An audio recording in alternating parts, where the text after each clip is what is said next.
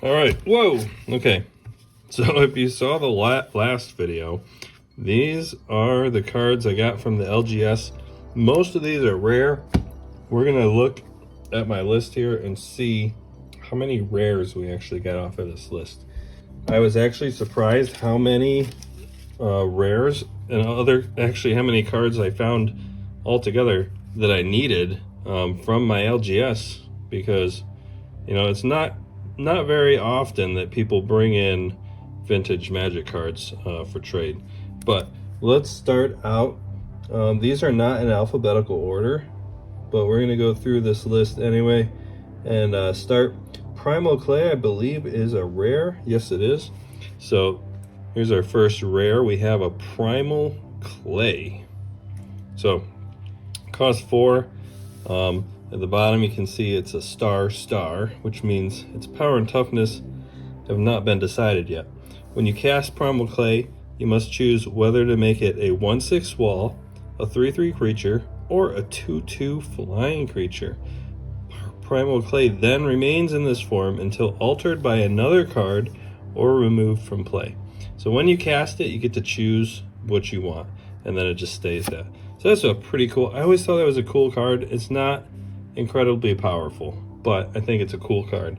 Mishra's War Machine. This is another rare from the set. Sorry about that glare. I really need to do something about my lighting, but it's hard to get even lighting without a glare.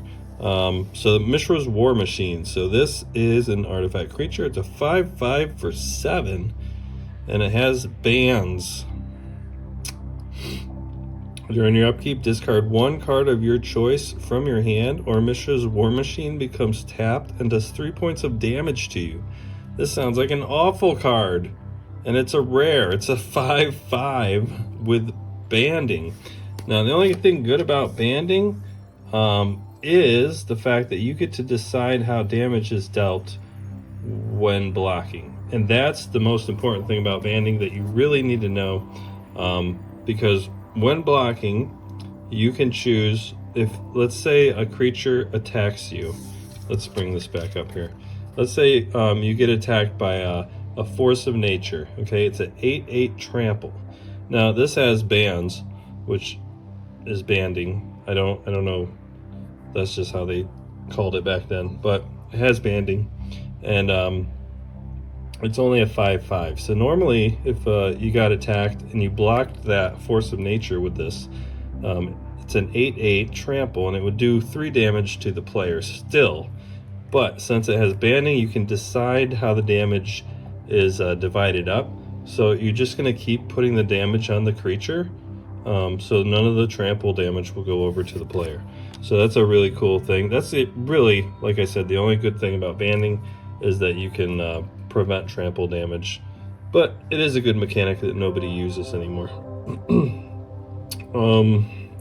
So Amulet is another rare. This is a 2/2 creature for 3 mana. If Amulet is placed in the graveyard, its controller gains 2 life. I mean, it's not too bad. It's not great, but if you're drafting, it's not that bad. Especially when you only have 20 life, you gain 10% of your life total. That's not bad. Meekstone. This is another rare. Pay 1. Any creature with power greater than 2 may not be untapped as normal during the untap phase. So it only costs 1. This is a great card for a white weenie deck. But this artwork is just really, really nice. I love it. All right, so that's 4 rares in a row so far. We are on a roll. And next card is Cormus Bell, which I believe is also a rare. Let me double check. Yes, this is also a rare. 4 mana for an artifact. Okay, this one's interesting. Okay, it's called Cormus Bell. Treat all swamps in play as 1/1 creatures. Now they can be enchanted, killed, and so forth. And they can be tapped either for mana or to attack. So I don't know about you, but I think this is a cool card, and I think the description, the what do you call it? Ability text box here is really well worded. Also, if you like playing mono black, this is a cool card to put in your deck. You know, if you want your lands to be creatures, I guess. Might be kind of cool. Think about it. What could you do to take advantage of that? I'm sure there's something you can do. I don't play a lot of Modern, but I'm pretty sure there's something you can do to exploit that ability. All right, Sleight of Mind. Sleight of Mind. Surprisingly, another rare. 1 blue, it's an interrupt, which is now just an instant. Change the text of any card being played or already in play by placing one color word with another. For example, you can change counters red spells to counters black spells. Ooh, blue elemental blast maybe? Sleight of Mind cannot change mana symbols. But once again, Mark Poole artwork. This is beautiful. Okay, let's stop. I could just stare at these cards all day, so we gotta move on. Sorry about the glare too. The glare is really gonna get annoying because I'm gonna try to fill this whole thing with the cards, and it's just gonna be the way it is. Pirate Ship. This is another rare, and it's 4 and a blue for 4/3 creature. It's not a creature, but it's a ship. It's a summon ship. Sorry about my dirty fingernails. I just came from work. I haven't even washed my hands. I washed my hands, but I haven't scrubbed my fingernails. Anyway, just give you a chance to look at the artwork. It is a pirate ship. Okay, it's a creature, but it's actually a ship. So anyway, it's 4/3. Tap it, do 1 damage to any target. Cannot attack unless opponent has islands. That is called Island Home. I don't know if there's a lot of Modern cards that have Island Home, but in the early days, Richard Garfield and his crew really loved to make it difficult for creatures to be good. So you're paying 5 for a 4/3 that cannot attack unless the opponent has an island in play. Although the controller may still use special abilities, Pirate Ship is destroyed immediately if any time controller has no islands in play. Yeah, I can't remember if you need to have islands for Island Home or if they need to have... No, they just need an island for you to attack. So yeah, you need to have islands in play. That's the Island Home part, I believe. Correct me if I'm just confusing myself, but I think that's right. All right, Sacrifice. I believe this is an uncommon. It's one of the more valuable uncommons. I think it's probably like $5 or something like that. I don't know the exact price. I don't really have the prices memorized, but I know it's like up there in the price range. It's not because a lot of the uncommons and rares are under $1. So I know this one's one of the ones that's over $1 at least. But anyway, sacrifice, you pay black. Sacrifice one of your creatures to add to your mana pool a number of black mana equal to that creature's casting cost. So it's good for ramping out if you need to.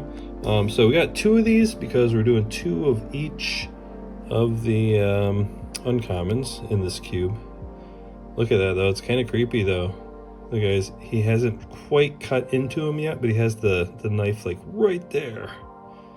About to do the sacrifice. You just can't beat old school artwork. I don't care what anybody says. This one's definitely a rare. Oh wait, is it? Hold on. Yes, it is.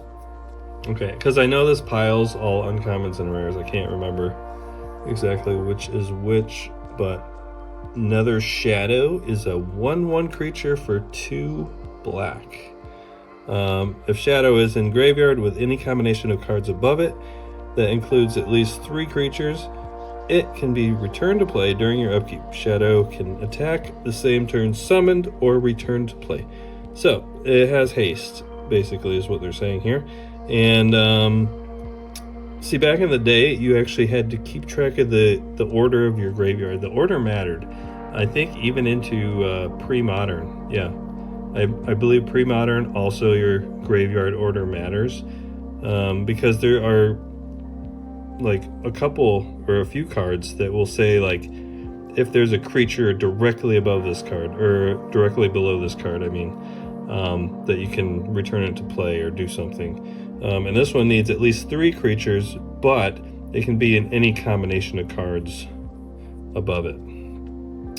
So it doesn't matter if the creature's right above it or not. So it's interesting for sure. But like the new modern rules, you don't need to keep track of the order of your graveyard. But just so you know, back in the day, it actually mattered. I really love the artwork on this one though. Jandor's Ring. Really cool artwork. So this one costs 6 and it's an expensive artifact. 6 mana. You can pay 2, tap it, discard a card you just drew from your library, and draw another card to replace it. I don't understand why they worded it this way. Discard a card you just drew from your library, and draw another card to replace it. So I don't know if there's probably an Oracle text for this. I don't want to go look it up right now. But does that mean it has to be a card you drew, like the last card you drew? Discard a card you just drew. So apparently it has to be the card that the last card that you actually drew. But do you have to do this right after you draw it, or can you do it in another, like your second main phase? I don't know. We're just gonna play it how we see it, right? If you draw a card, do this, and you can draw another card, I guess. Jade Monolith. I think this is another rare. Let me look at my list. Jade Monolith. Yes, Jade Monolith. 4 mana artifact. You pay just 1. It doesn't say a mono artifact or a poly artifact. Though I think they stopped doing that in Unlimited. So it just says artifact. You pay 1, so you don't have to tap it. You just pay 1. You may take damage done to any creature on yourself instead, but you must take it, all of it. Source of damage is unchanged. So if you don't want your creature to die, you just take the damage for 1 mana. I'm sure there's a way to exploit that somehow. Is it worth it? Maybe. It's a 4-cost artifact. Costs 1 to activate, so you can do multiple creatures. You can just pay 1 for each of them. And if you have a way to like absorb the damage so that it doesn't kill you, then that's great. We have an Ivory Tower. This is a really good card, Ivory Tower. Especially if you're drawing a lot of cards. This is pretty good. I usually throw it in a deck. I do have an Antiquities copy of this, which is the original printing. Revised was a reprint set, so they reprinted cards from Unlimited, Antiquities, and Arabian Nights. So this one was originally in Antiquities, and that artwork is so cool. So cool. So it's a good card. Oh, I didn't read it. Most people know what this does, but if you don't, Ivory Tower costs 1. It's an artifact, continuous artifact that says during your upkeep phase, gain 1 life for each card in your hand above 4. So pretty good. Goes well with Library of Lang if you can just like fill your hand with cards somehow. And I don't have a Library of Lang here. I have an Unlimited one, but it's in the box. I have 2 revised copies on the way. Helm of Chatzuk. Chatzuk, is that how you say it? So this is really cool. Another beautiful artwork card. Try to get a sharp image of it. Love it. So anyway, it costs 1. Pay 1 and tap it. You may give 1 creature banding ability until end of turn. And we already talked about banding. It allows you to how do you say it? Oh, it allows you to disperse the damage to a creature however you would like, or to creatures that are banded together. So basically is how it works. Ebony Horse. Ebony Horse. Is this a rare? It is. I'm not sure why, but it's a horse, but it's not even a creature. It's just an artifact. But it costs 3 to play. Pay 2 and tap it. Remove 1 of your attacking creatures from combat. Treat Treat this as if the creature never attacked, except the defenders assigned to block it cannot choose to block another creature. I think that's normal anyway.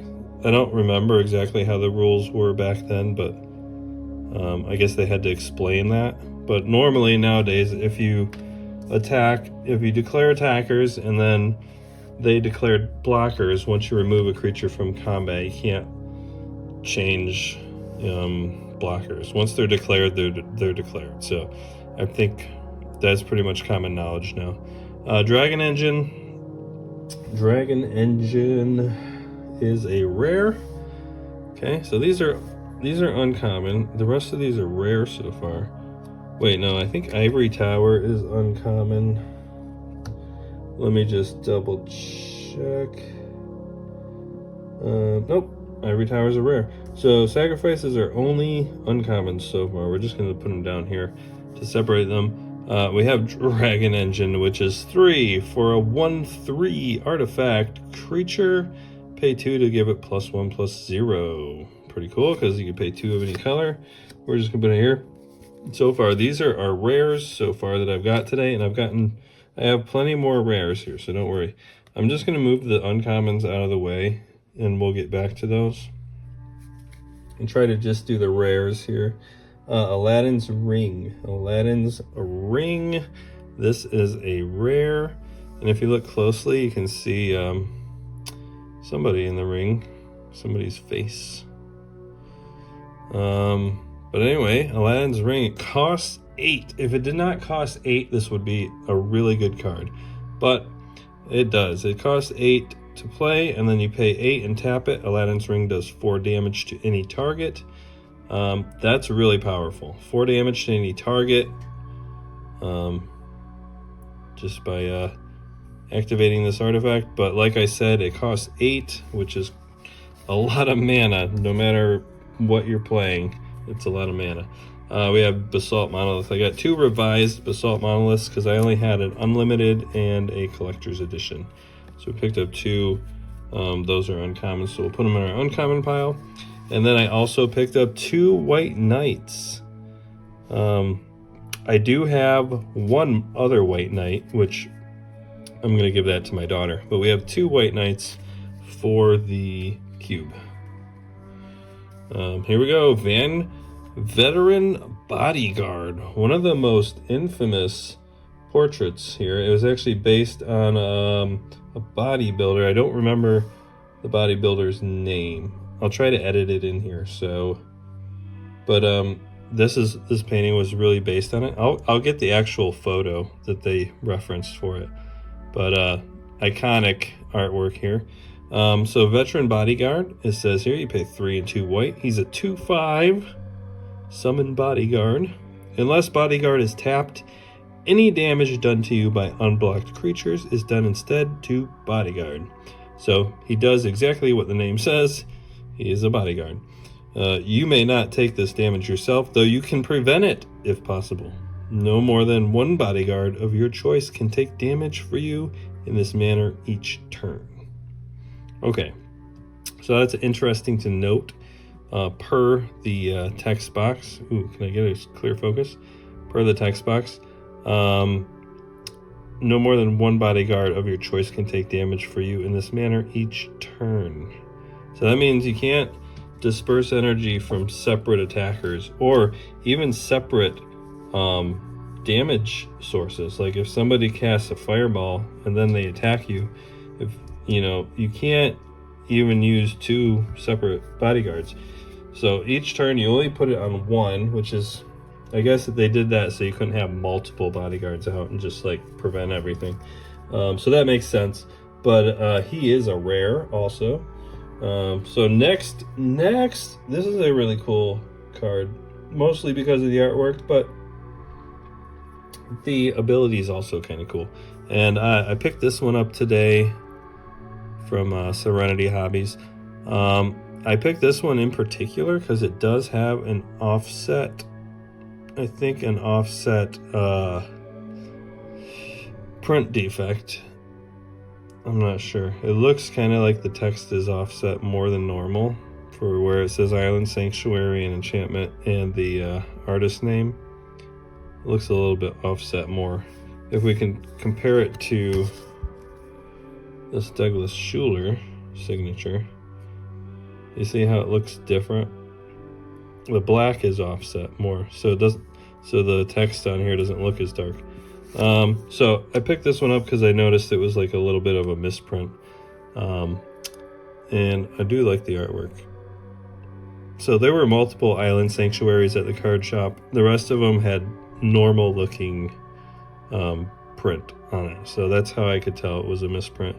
But this is an enchantment for 1 and a white.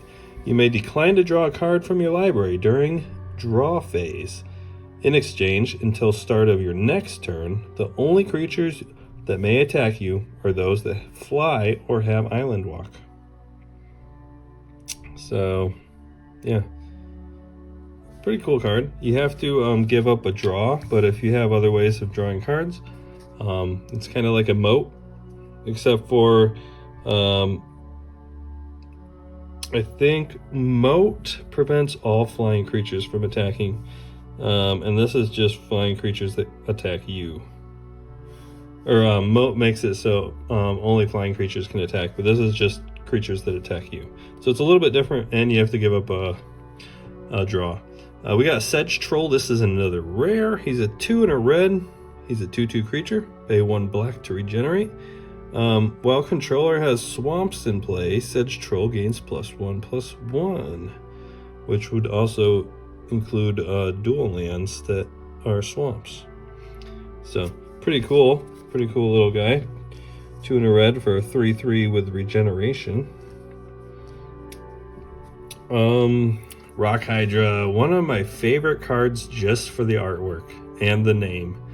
I always thought this was a super cool card, both because of this brilliant artwork here, but also because of the name, Rock Hydra. And the ability is not too bad either. I mean, it's not great, but it's an interesting ability. So when you play it, you pay X to give it +1 counters. And then you can prevent heads from being destroyed, which is when it takes damage. You kill 1 head for each damage. So you can prevent that by paying the 1 red. And then during your upkeep, you can make new heads for 3. You can grow new heads for 3 red mana.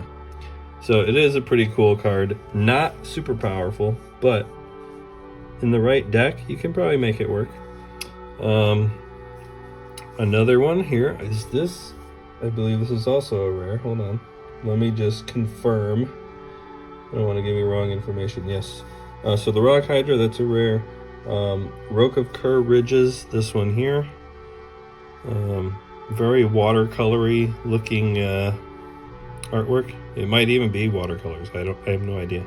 But Roke of Kerr Ridges. Is it Roke or Rock? I don't know. But it's 4 for a 3/3 flyer.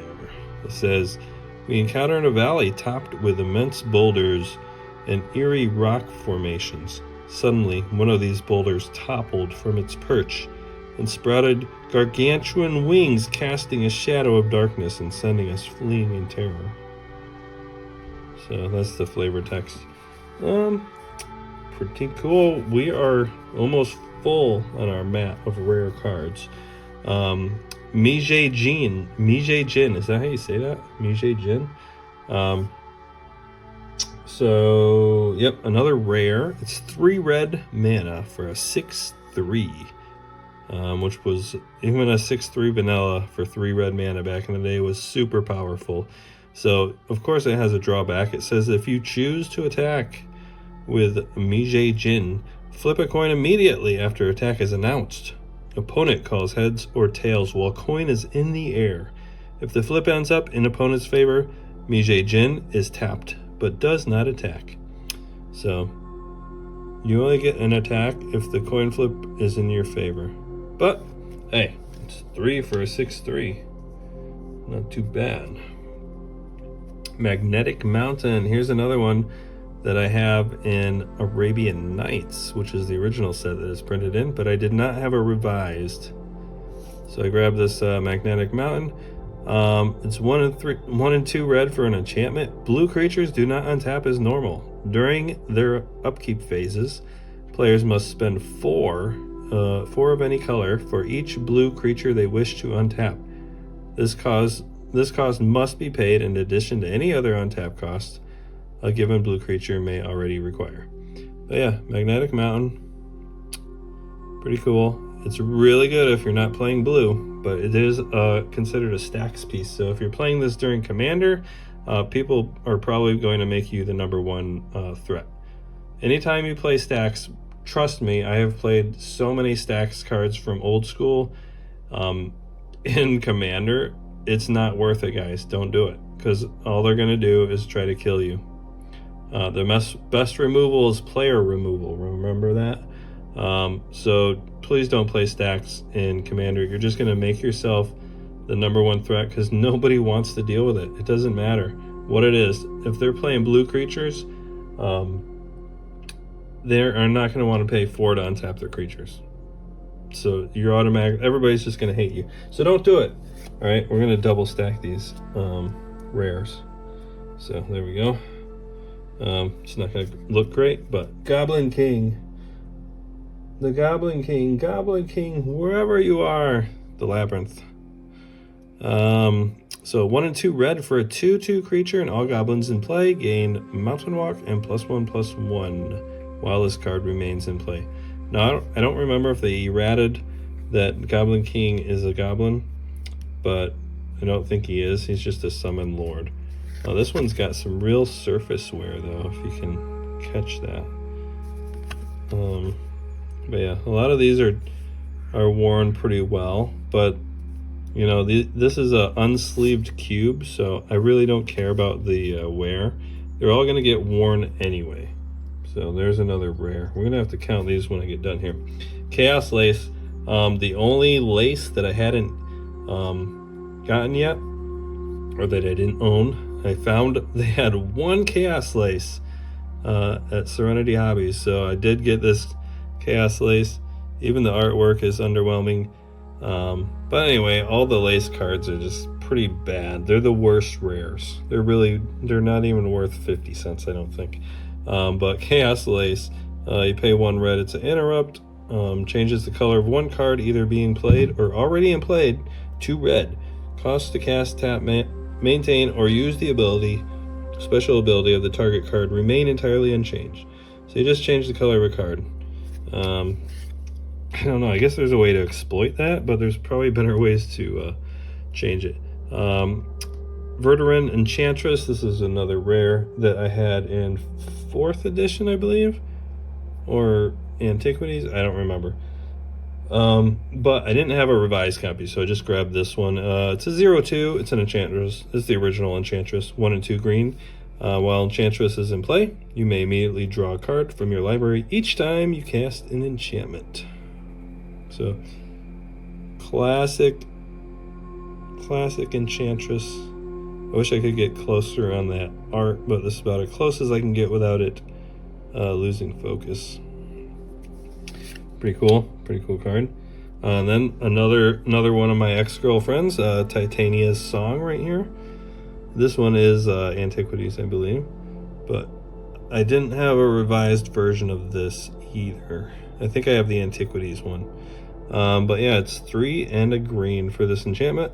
All non-creature artifacts in play lose all their usual abilities and become artifact creatures with power and toughness equal to the casting cost. If Titania's Song leaves play, artifacts return to normal just before the untap phase of the next turn. Interesting point in time to choose it to go back. Why not immediately? I don't know. But this is pretty cool. If people are playing a lot of 0-cost artifacts, you just pop that out there and get rid of their artifacts. Or even if you want to, you could use that to make all their artifacts into creatures, and they just lose their ability altogether. So they're not going to be able to tap for mana or anything like that. And people really hate that card. That's another stacks card that I would suggest you don't play. But it's okay in old school, because old school, anything goes. All right, next one, we have Living Artifact.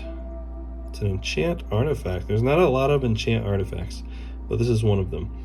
You pay 1 green, put a counter on target artifact for each life you lose. During your upkeep, you may trade 1 counter for 1 life, but you can only trade in 1 counter during each of your upkeeps.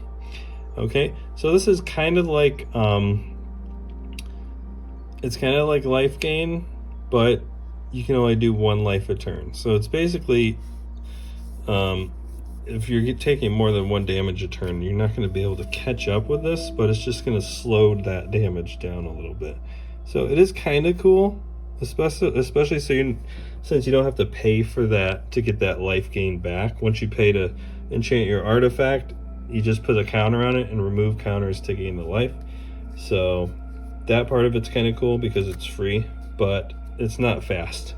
All right, next one we have Kudzu. All right, this is an enchant land for 1 and 2 green. When target land becomes tapped, it is destroyed unless that was the last land in play. Kudzu is not discarded. Instead, the player whose land it just destroyed may place it on any other land in play. So you can basically bounce this back and forth between players, destroying lands if they get tapped. I know a lot of people don't really like playing this card because the person is not going to choose to just discard this. It's going to be put on another land. Ooh, this one has so many scratch marks too. I didn't notice that. You can kind of see it, like somebody was drawing or like lines all over it, or you're like using it behind a piece of paper. That's a rare. Aspect of Wolf, another one of our rares. I think most of the cards I got were rares. But Aspect of Wolf, it's a pretty good card for mono green. It's 1 and a green for an enchant creature. Target creature's power and toughness are increased by half the number of forests you have in play, rounded down for the power, and rounded up for the toughness. So, Wolves.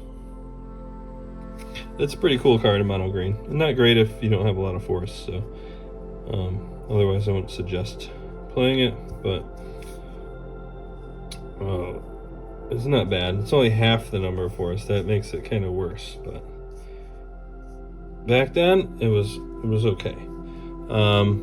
Drain Power. This is a good card, and the artwork, woo, beautiful. Drain Power. So this is another rare, 2 blue. Costs 2 blue. Sorcery. Opponent must draw all mana from his or her available lands. This mana and all mana in opponent's mana pool drains into your mana pool. You can't take less than all of your opponent's mana. So basically, since it's sorcery speed, you can't just like tap all of their lands during their upkeep or whatever. I found most of the time players don't leave a lot of lands untapped on your turn, but let's say they have like 2 or 3 lands untapped, you might be able to, get some colors you need or something.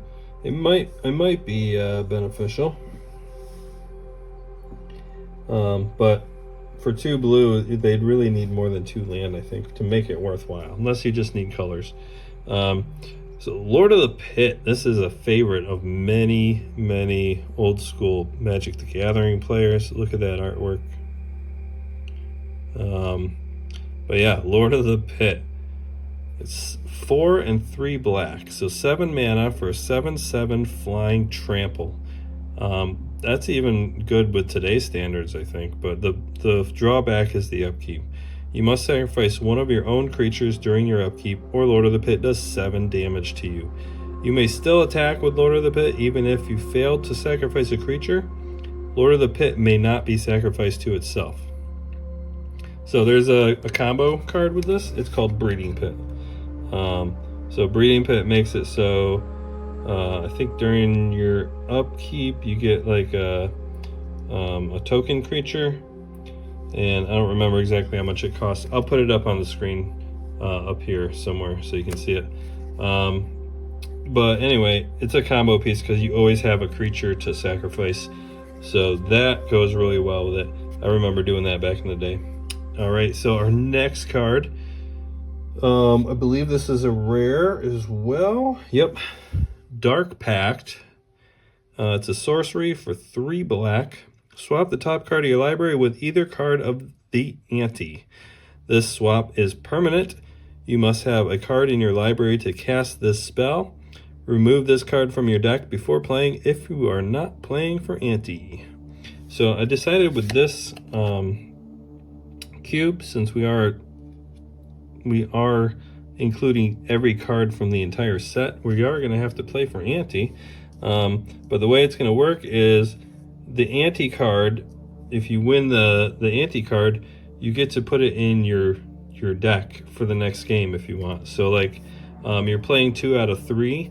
So if you win the ante card, you could either put it in your sideboard or put it in your main deck for the next round.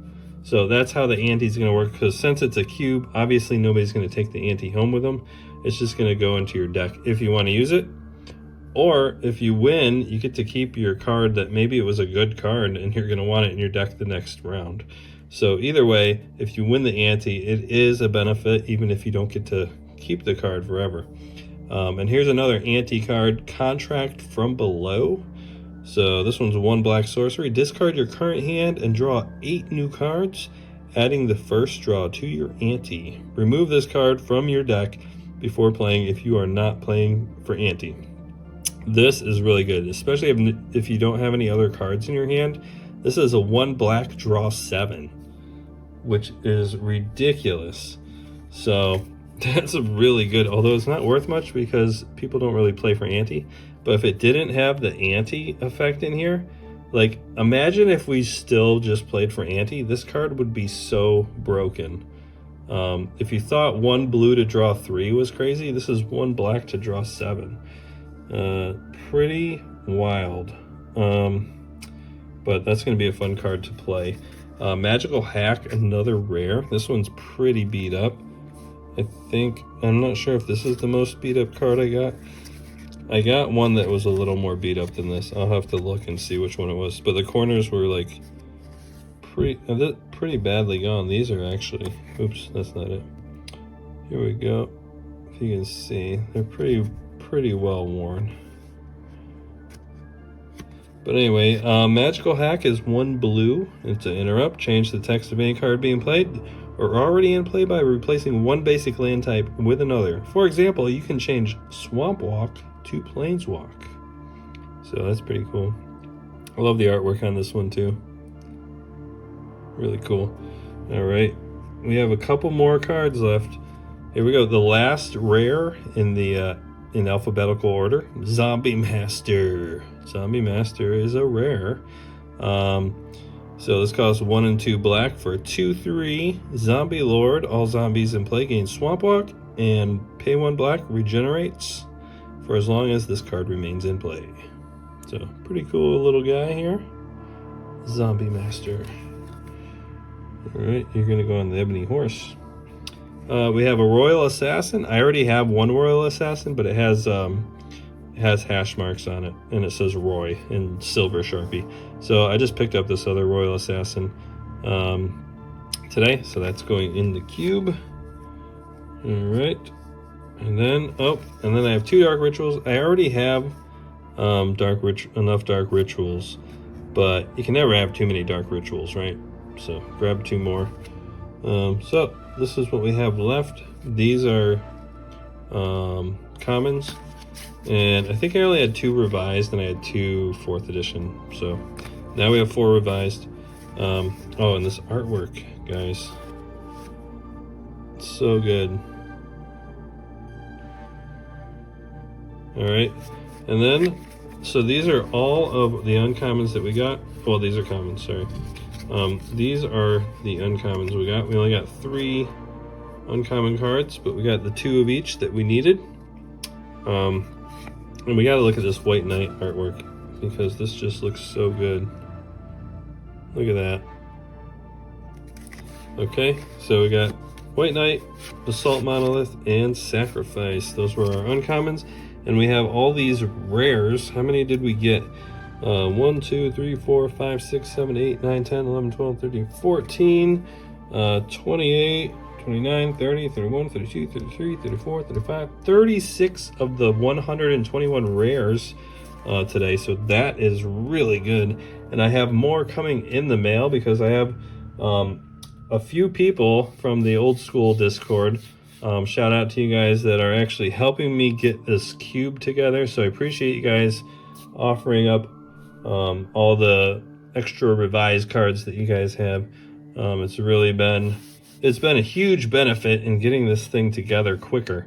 But we still do have all of the dual lands. All right, so I have one of the dual lands so far, and once that gets here in the mail, I will I'll show you guys that.